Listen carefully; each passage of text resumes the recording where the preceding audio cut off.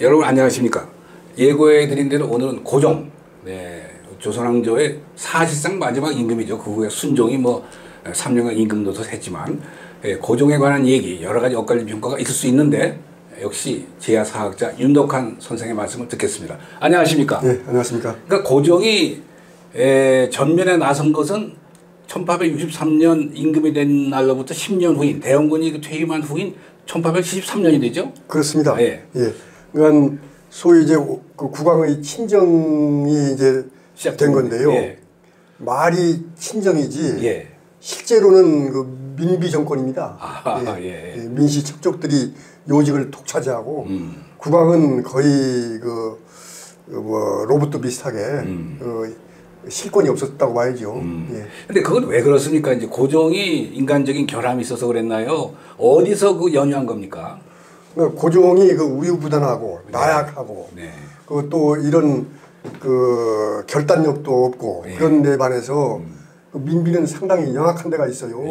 그래서 그 민비가 그 역사서도 좀 보고 또 글씨도 좀 쓰고 또 좀 그 당시 여인으로서는 좀 지식이 있었다고 합니다. 그러니까 이제 거기다가 이제 그 척족들을 쭉 그 주변 사람을 좀 다룰 줄 안다고 그래요, 민비가. 그러니까 예를 들어서 그 대원군을 쫓아낼 때도 민비가 심지어요. 그 고종의 그 대원군 집권 10년 동안에 권력에서 좀 소외된 사람들을 많이 포섭을 하거든요. 근데 거기에 포섭되는 대상 가운데 하나가 대원군 친형, 그 흥인군 이채용이라고 있습니다. 사람이 좀 모자라다고 보는데 이 사람까지 포섭을 해요. 그래서 그 대원군을 쫓아낸 다음에 이채용을 좌의적으로 앉힙니다. 아이고 잘하네. 그 정도로 그 민비가 이제 고종을 배후에서 조종해가지고 그 정권을 농락하는 거죠. 그 나이는 이제 고종이 항상 아래였지 않습니까? 그러니까 1813년에 고종은 22, 민비는 23이 되는데요. 고종의 그 학문적 소양은 어땠습니까? 그러니까 되게 이제 그 왕 세자들이 나름대로 그 교육을 많이 받지 않습니까? 그런데 철종이나 고종이나 그런 그 왕이 되기 위한 사전 교육 없이 그냥 갑자기 왕이 되거든요. 그렇기 때문에 그 왕으로서 왕노릇 할 수 있는 기본적인 어떤 그 지식이나 품성 같은 게 갖춰지지 않은 상태에서 왕이 된 거죠. 그 머리도 영민하지 못했던 모양이에요. 그렇죠. 그런데 예를 들어서 이제 어전 회의를 한다고 그럴까 조정에서 그때 민비가 실제로 무슨 발을 치고 뒤에서 참여하고 그런 건 아니죠? 그런 건 아니고요. 이제 베개 종사라고 해서 이제 둘이 거의 이제 같이 시간이 많으니까 거의 정사를 다 상의해서 민비가 막후에서 다 결정을 한다고 봐야죠. 그래서 민비가 그 파당을 짓고 또 그래서 끊임없이 민비 집권 기간에 끊임없이 피바람이 일어납니다. 그 이모군란 때도 그렇고 그 갑신정변 때도 그렇고 그 뒷수습할 때도 그 국왕으로서 고종이 크게 무슨 역할을 못해요. 근데 자기 아버지 대원군이 핍박을 받는데 며느리인 민비로부터 자기 부인이죠. 그때도 아무 역할을 못했나요?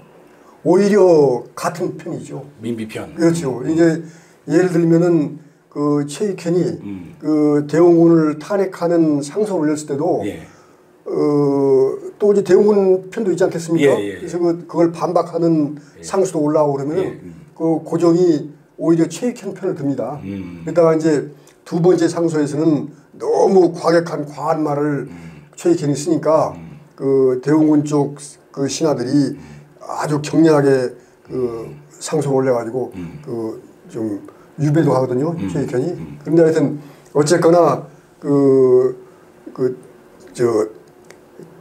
자기 아버지보다는 그 민비 편을 들고 심지어 대원군이 그 궁으로 투입하는 그 문까지도 막아버리니까요. 그 인사권도 그럼 완전히 민비가 장악하고 있었습니다. 그렇다고 봐야죠. 이제 대원군을 물러난 다음에 민비 집권 그 10년 이모군란 1882년 이모군란 때까지 한 9년간 9년 사이에 그 민비가 얼마나 국군을 탕진했냐면요. 그 자기 뱃속으로 하는 순종 그 3살 때 이 세자로 책봉을 받기 위해서 청나라 이용장한테 엄청난 뇌물을 바쳐요. 이제 3살 먹은 애를. 그리고 그 세자의 무병장수를 빈다고 금강산 1만 2천 봉에다가 쌀 한 섬, 뭐 배 한 필, 돈 1000냥 이렇게 다 갖다 바쳐가지고 치정을 드리고 궁궐에서는 거의 매일 온갖 무당, 맹인, 자빈들을 불러들여서 이 굿판이 끓일 날이 없었습니다. 이렇게 국군을 탕진했는데도 대원군이 그걸 다 방관한 거예요. 네. 그러니까 고종이 방관했죠. 네, 그렇죠. 고종이 방관한 거죠. 네. 네. 그 고종은 이제 시간상 얘기를 압축해 보면은 예. 지난 시간에 말씀하신 1895년 을미사변 때 예. 그때 고종은 어디서 뭘 했었습니까? 그냥 궁중에서 돌아가는 상황을 전혀 모르고 있었나요? 아니요. 건천궁에 있어가지고 예. 그 겁에 질려가지고 겁에 질려서 그걸 목격하고 있었습니다. 자기 민비가 죽는 장면까지는 못 봤지만은 예. 그 낭인들이 와서 휘젓고 다니는 건 다 봤어요. 저런. 예. 근데 이 고종이 얼마나 나약하고 그러냐면은 그런 그 상황에서 이 알렌 당시 그 서기관이었습니다. 주미 여기 한국 조선공사 알렌을 비롯한 이 당시 조선에 주둔하고 있던 그 외교사절들이 와가지고 오면은 이 사람이 겁에 질린 눈으로 대원군이 이 귀속 고종이 네. 고종이 겁에 질린 눈으로 이제 귓속말을 하면서 구해달라는 표정으로 이렇게 얘기를 하고 먹는 것도 혹시 독사를 시킬까봐 겁이 나서 먹지도 제대로 못해요. 이 계란이나 삶은 계란이나 먹을까 하고 그래서 이 당시 선교사나 또는 저 사절들의 그 부인이 철가방에다가 싸다 주는 그 음식 그거나 이제 먹고 그러면서 이 고종이 또 하나 이 당시 조선에 와 있던 그 외국인들 특히 미국인들이 온후하고 관대한 태도를 보고 이게 미국의 대조선 정책인 걸로 착각을 해요. 개인이 보이는 호의를 갖다가. 그러니까 훗날 무슨 1882년에 체결한 조미수 통상조약 그것만 믿은 셈이죠. 그렇죠. 그때 이제 미국하고 조미 수호조약에 이 부분이 들어가 있습니다. 최약국 상대국에 대해서 제3국이 모욕적인 행동을 하면은 거기서 적극 개입해서 그걸 막는다는 그 조항이 있어가지고 그 조항을 아주 철석같이 믿은 거예요. 도와주리라고. 근데 그게 온 결과는 탭도 가스라 협약으로 와서 을사보호제약으로 가게 되죠. 그뿐만이 아니고 을사조약이 맺어진 다음에 그 당시 여기 조선공사가 알렌 후임인데 일본 공사하고 축배를 들고 조선 왕실에 인사도 없이 그냥 가버렸습니다. 그리고 제일 먼저 그 공사관을 폐쇄를 하고 미국이요. 네, 아이고 저는 그러고서 그로부터 40년 후에 일제의 조선 침략을 가장 적극적으로 지원했던 그 미국이 이 나라의 해방자로 돌아오게 됩니다. 그렇게 되는군요. 이제 좀 건너뛰어서요. 을사보호조약 이게 고의 언저리에서 이미 이제 민비는 세상을 떠났고 또 을사보호조약이란 사실은 1895년부터 10년이니까 민비가 세상 떠난 지 10년 됐네요. 그때 그 고종의 움직임은 어떻습니까? 그러니까 이토 히로부미가 그때 특파대사로 와가지고 을사조약 조문을 바로 고종한테 띱니다. 사계조문으로 되는 건데 외교권을 이행하라는 겁니다. 내용은. 근데 고종이 이걸 단호하게 거부를 못해요. 그때 단호하게 거부를 못하고 오히려 내각의 책임을 떠넘깁니다. 내각에서 상의케 하겠다. 그렇게 해놓고서 내각 신하들한테는 대신들한테는 협의해서 처리하라고 지시를 하거든요. 그러니까 이토 히로부미나 당시 주조선 일본공사는 그걸 무기로 조선 대신들을 압박하는 거예요. 너희 나라는 전제 군주국가인데 황제가 협의해서 처리하라는데 왜 너희들이 반대하느냐 이렇게 압박을 하거든요. 근데 이제 어떤 드라마 같은데 또 어떤 책에 보면은 오히려 고종이 이완용이라든가 이런 대신들 보고 빨리 결정해라. 그러니까 일본이 원하는 대로 해서 결제서를 올려라 뭐 이런 식으로 돼 있는데 그건 사실이 아닌가요? 그러니까 뭐 결정해서 올려라 그런 건 아니고요. 그냥 협의해서 처리하라. 협의해서 처리하라 하는데 사실 그 오전회에서는 그 당시 대신들이 전부 다 반대한다고 했습니다. 네. 근데 이제 이토 히로부미의 그 압박에 한 명 한 명 불러가지고 하는 그 압박을 견디지 못하고 거기서 대부분들이 한규세를 제외한 대부분이 그 찬성을 하게 되죠. 결과적으로. 그러면 그때 그 고종은 대원군도 없지, 예. 민비도 없지. 예. 이제 정말 자기 독자적인 판단을 해야 할 텐데. 예. 예. 그 대원군과 민비가 있을 때 고종, 예. 또 없을 때 고종은 어떻게 대비할 수 있을까요? 그러니까 그 민비가 이 무슨 대외 정책을 그 좌지우지하면서 그 기본적인 게 뭐냐면 왕실이 안위, 예. 그다음에 척족의 권력 유지 이거예요. 그다음에 자기 그 뱃속으로 난 아들을 왕에 무사히 앉히는 것. 이거이지 무슨 길게 보고 국익을 뭐 생각하거나 그런 건 아니었습니다. 예. 그러면 이제 1907년에 그 고종의 퇴위를 가져오게 된 헤이그 밀사 사건. 예. 그거를 좀. 그거 얘기하면서요. 예. 고종이 소위 그 정식 그 내각보다 예.